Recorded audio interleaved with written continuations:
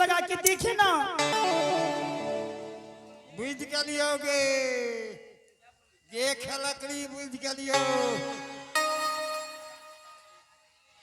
ए मागुर चुनमा का बोला है छौरा? हेलो जादू लगे है। हेलो कंकरिया मार के जगाया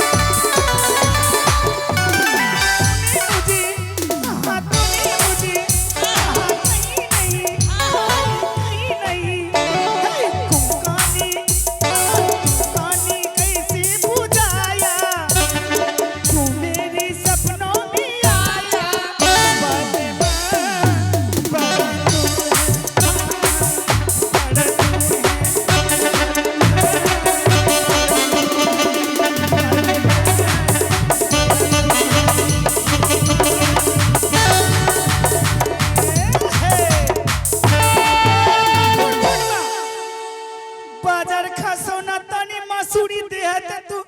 गेट पर से ही आब है।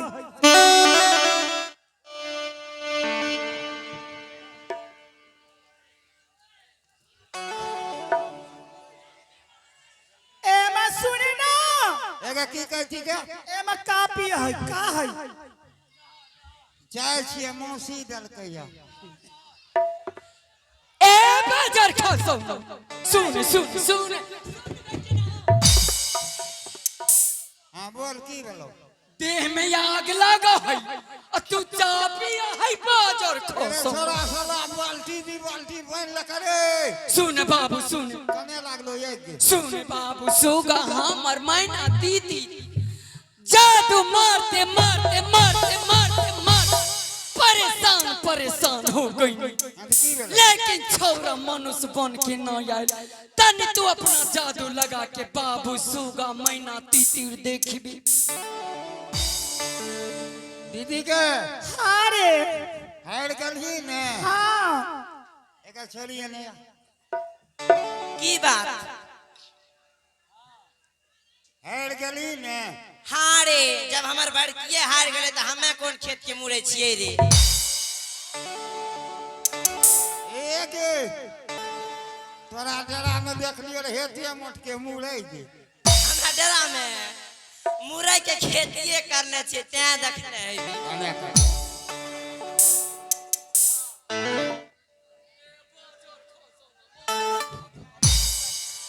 दीदी बोले ना हेड गली ने हार गईली बचवा हार गई। चल एक मुन एक मुन एक मुन एक मुन।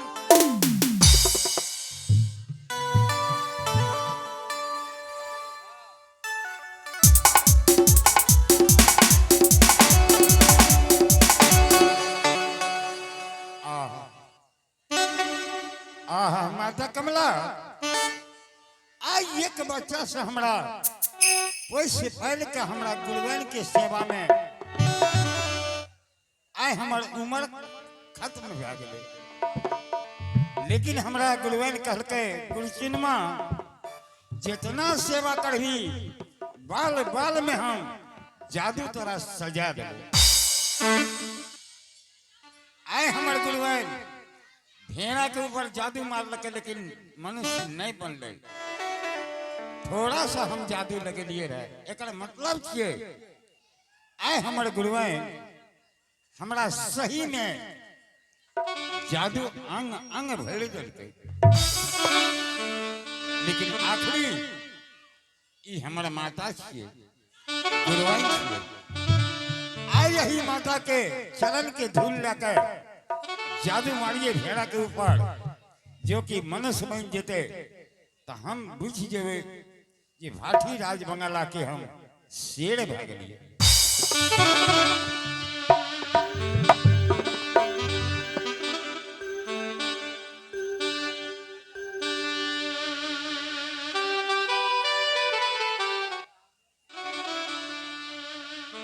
सच्चरा की हम माता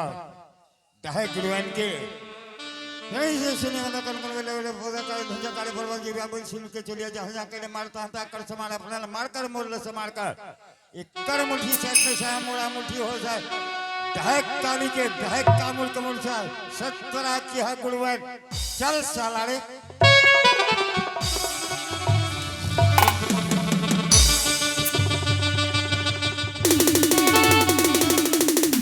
गुरुमैन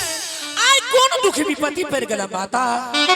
जाई 12 बरस पर तू हमरा मनुष्य बने ल देवी। ए हमरा कौन दुख विपत्ति पड़ी बाजार खसोना सुने बाते का कह आहे गुरुमैन आनिया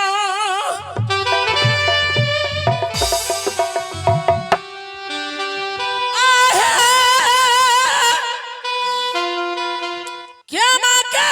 खियाला गुरुमैन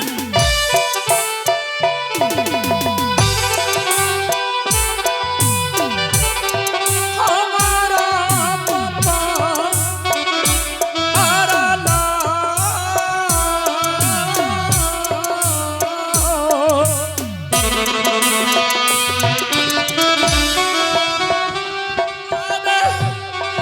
मानुषा बनैला गुरुमई इनिया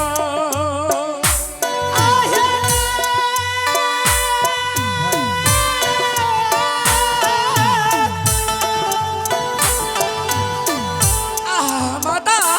आई कौन दुखी विपत्ति पड़ गेला गुरुमैन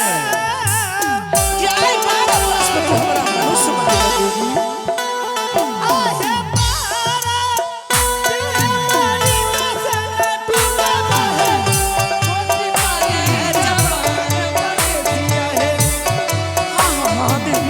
होली में देखा बोला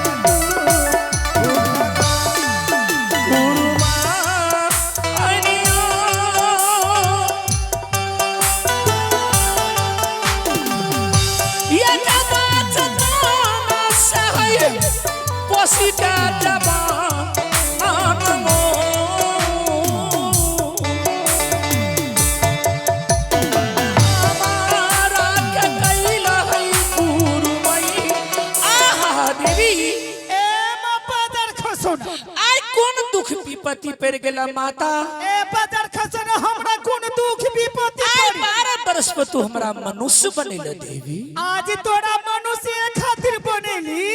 जे तीनों बहन अपना महल ले जा महल। ए बाजार खसोना तोरा पोस पाल के जबान ये खातिर कोई नहीं है। आज तोरा मनुष्य बना के अपनी महल ले जाए तोरा से बियाह करम दुल्हा बनम सैया बनम भता घर वाला तोरा साथ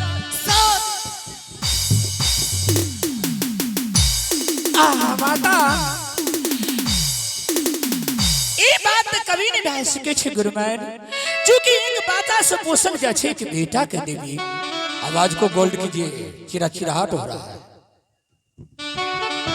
ए बाजर खोसो हम तोरा मान है सैया सैया आ तू कहा है माता माता मार मार के थू थू ए बात चल बच्चे ना आजू के राती ई ना माने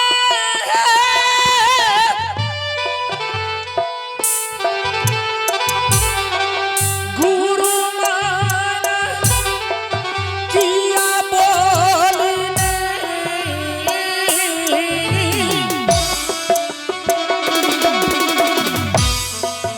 आजू दीना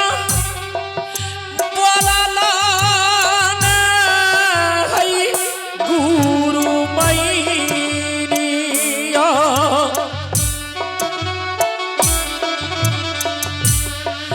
बोलिया कुबोलियो माता आहे ना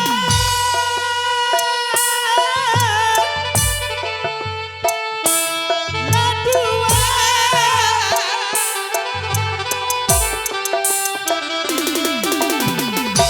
देवी आहे तोरो टोली सनिया ना टुकवा है गोली के ए जमाना माना टुकवा है अब लागा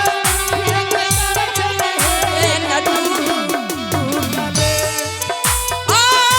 गुरु माना मन के अब दलाली सवाना या है गुरु मैया मन ही में रहत है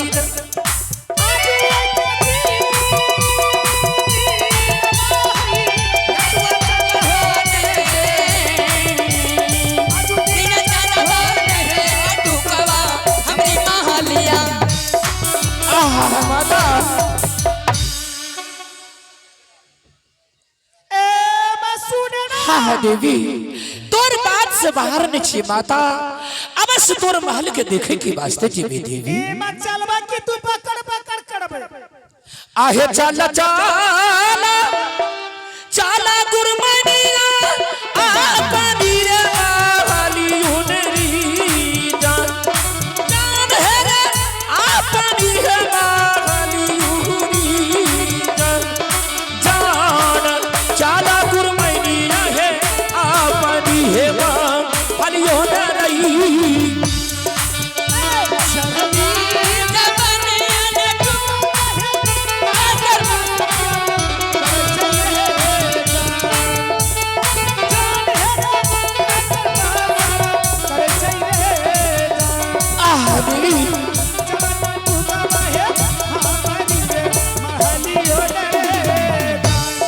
आहे मन के नदी सवा गुरमनिया मन ही में तोरा रहत न रही जान है रे मन ही में तोरा रहत न रही जान चला गुरमनिया है आपनी है मां अनियुरी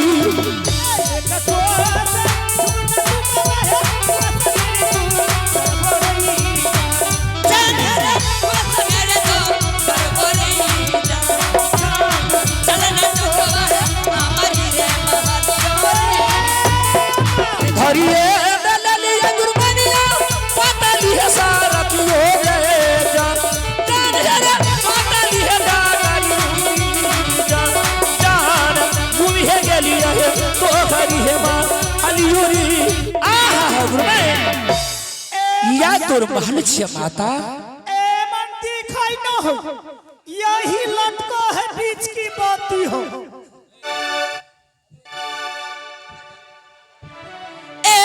दीदी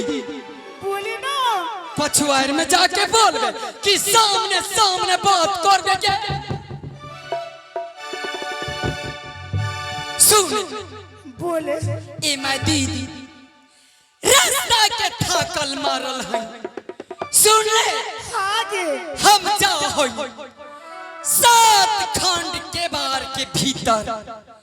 लाली सेज पलंग लगावे खातिर। सुन ले आगे तब तक में जे है छोरा की अपनी महल घुमा फिरा के दिखावे और लाली सेज पलंग लगा के बीच में छोरा के सुताए और दोनों बगल से दोनों बोहन सूतो। सुन ले ए मैं दीदी रास्ता के थाकल मारल ही जल्दी घुमा फिरा के ले मैं जल्दी सी न ए मैं तो जल्दी जा ना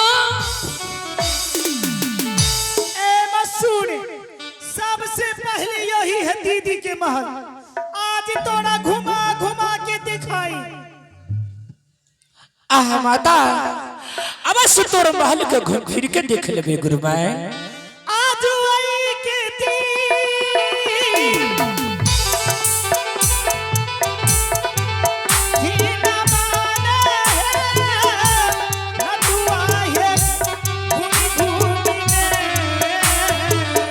हाँ माता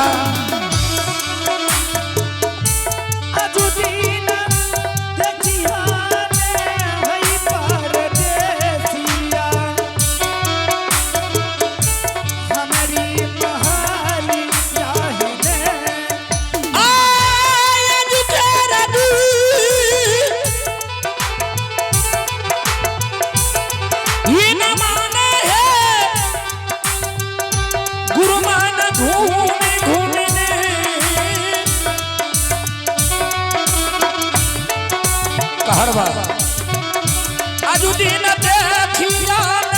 है गुरु मैलिया तोहरी महालिया।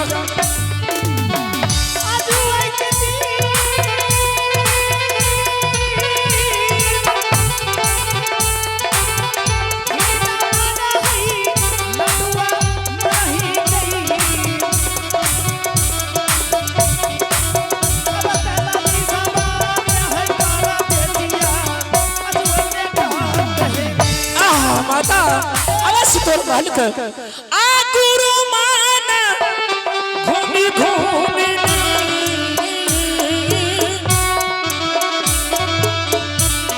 आजू दिन देखिया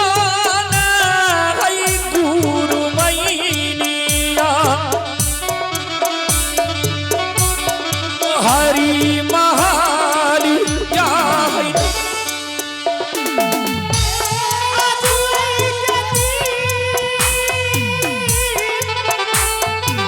माता एक बात से पूछल जाछी कि बेटा के देवी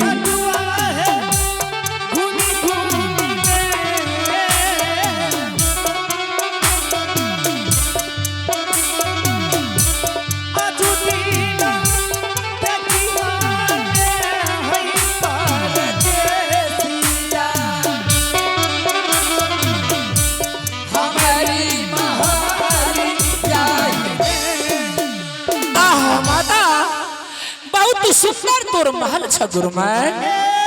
दीदी खाली बाजार खसो ना सुंदर देखी मार मार के जल्दी देख कसर मसर कर रही जल्दी से सुतई। ए मां दीदी रास्ता के थाकल मारल है देख कसर मसर।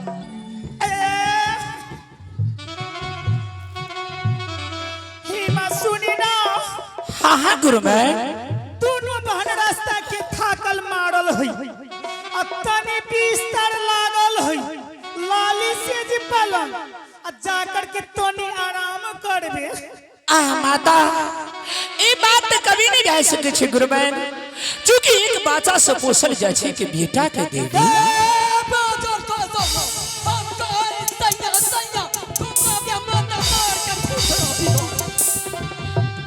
माता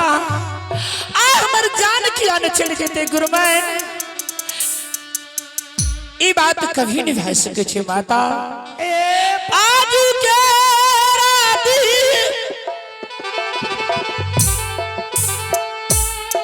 इना माने गुरुमाना तेरे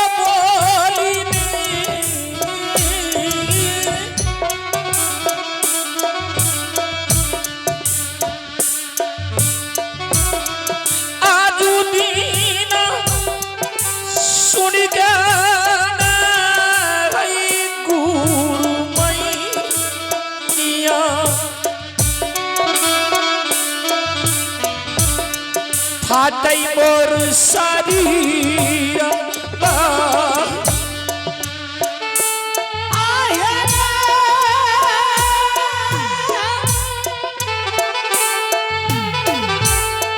माता आज केना के तोरा लाली से पलंग पर हम पैर रखबे गुरुबैन ई बात कभी नहीं रह सके छे माता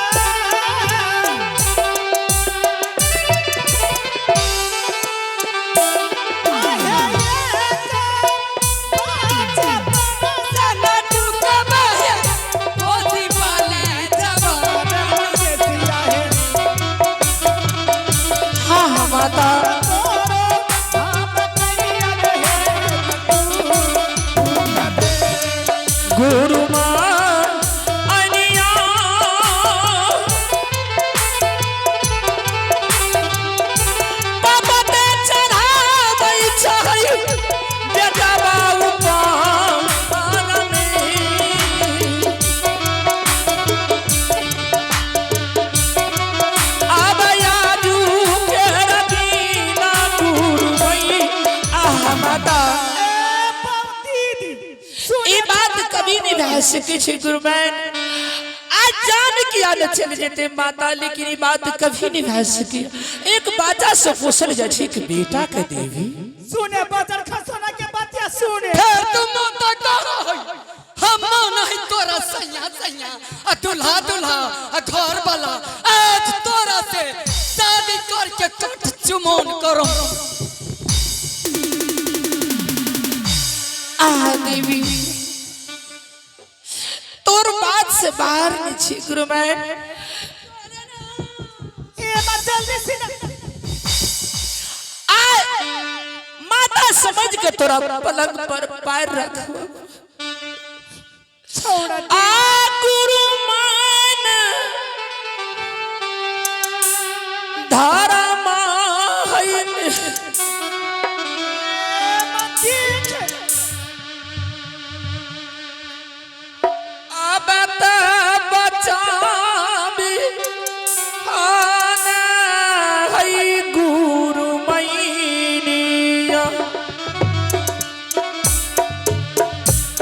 लाली शेर पलंग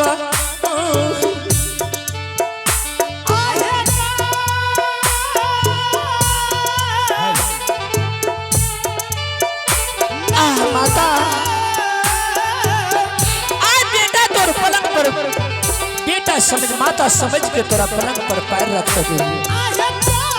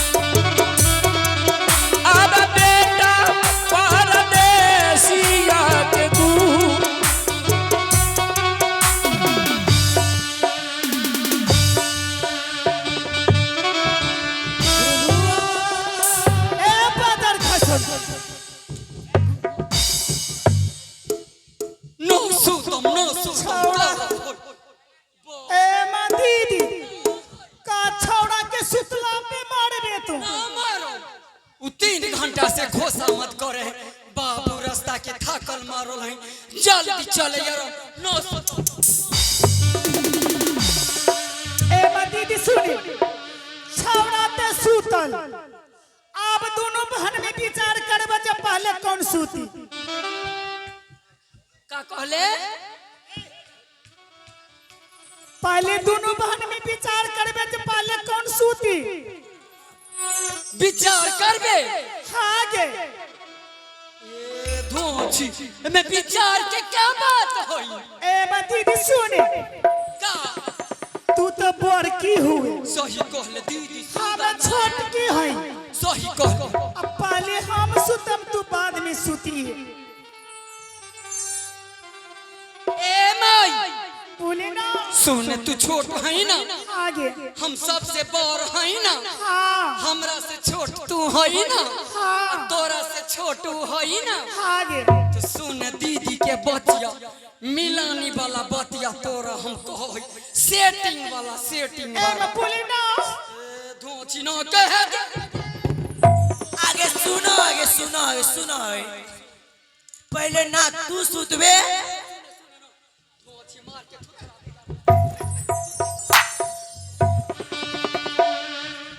सुने पहले सुने बतिया दीदी के, सुन सुन छोटी सुन मंजी, एमा बोली ना हम तोरा दुनु रे भकर भकर ए दीदी आगे तोरा दोनों बहन से हम बड़ हैं, हाँ बड़ हैं ना। हाँ तो पहले हम सुतम, पहले तू सुतबे पहले हम सुतम, एकर बाद तू सुती है। ए बोले देबे के न जा।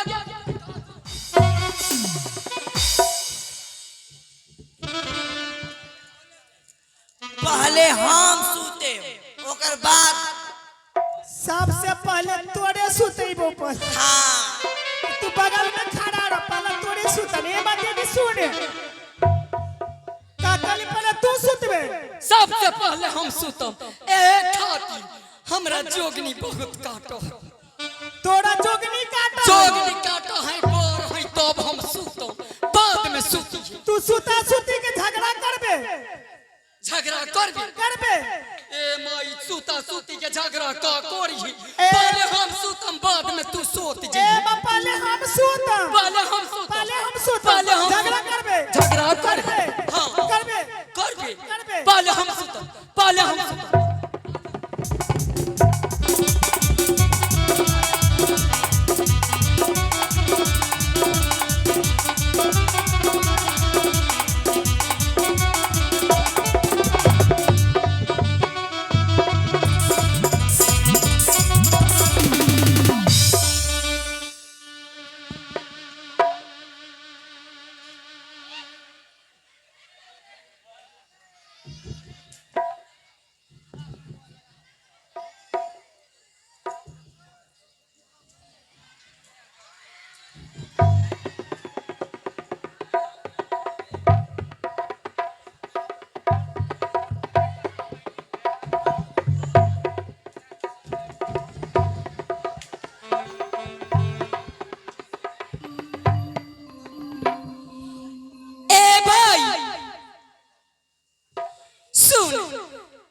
हम सोचली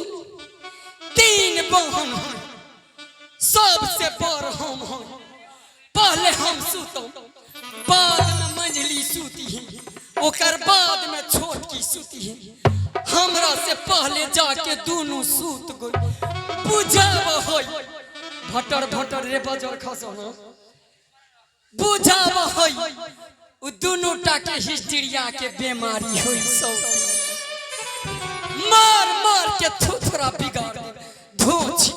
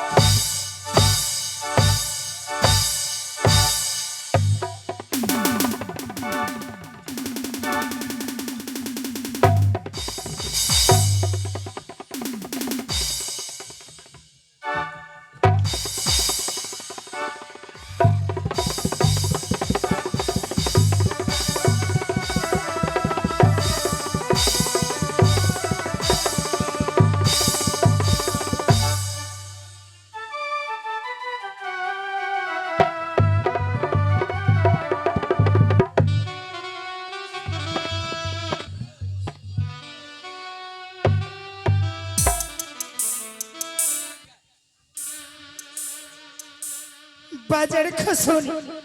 हमरा खींच के बगल को दिले आ तू घर में जाकर के सूत गईले। हे मैं अब का होई? हे मां गुरजन मां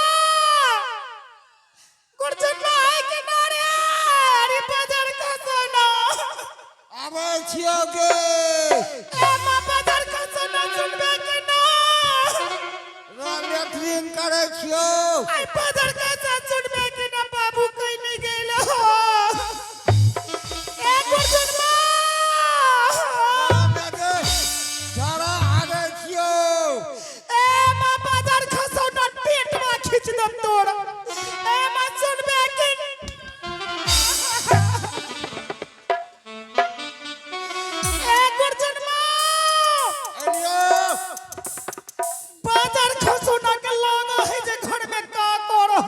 की भेलो गे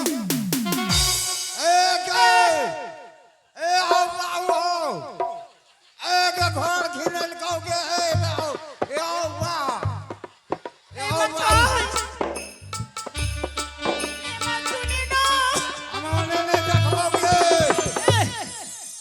हमें नहीं देखोगे एमा सुनी ना बगल लड़का घर नहीं आएगे ए आओ आओ आओ ए देखावल छड़ा का पलहड़ी कसने छै एमा कह आएगे ए रे मुल्ता दी के भाभी छै में मैल डोले ए आओ आओ एमा सुनी ना हमला मुंह कहां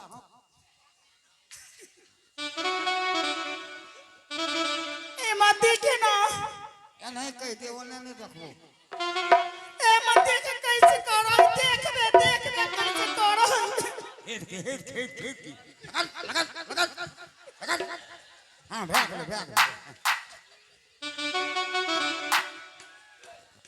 एमा गुरचुन मा सुनी ना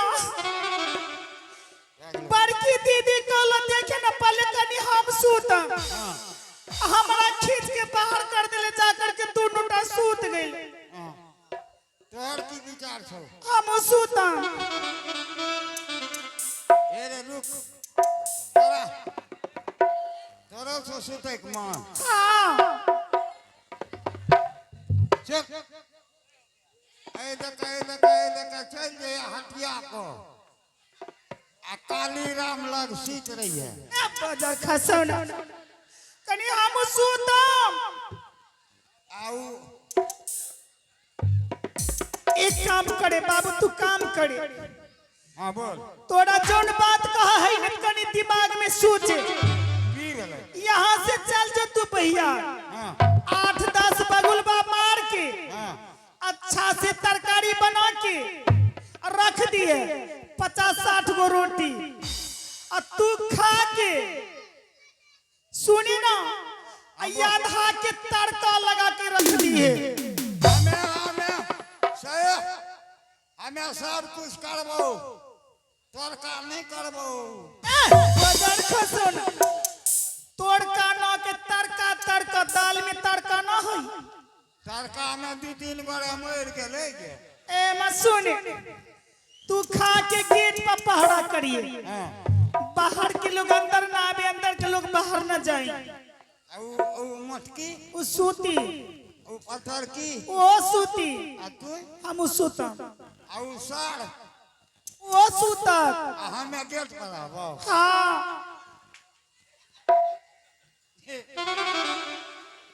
हमरा गेट पर बर्दाश्त जेतो गे ए मा तू गेट पर पहरा करबे कि तू देखबे जो हम गेटे पर के जो सुत ए मा जो आगे नींद बास फटै छै न दीदी के हमरो दे शरीर बाबा ही आगे आगे भाभी राज बनला ने के बही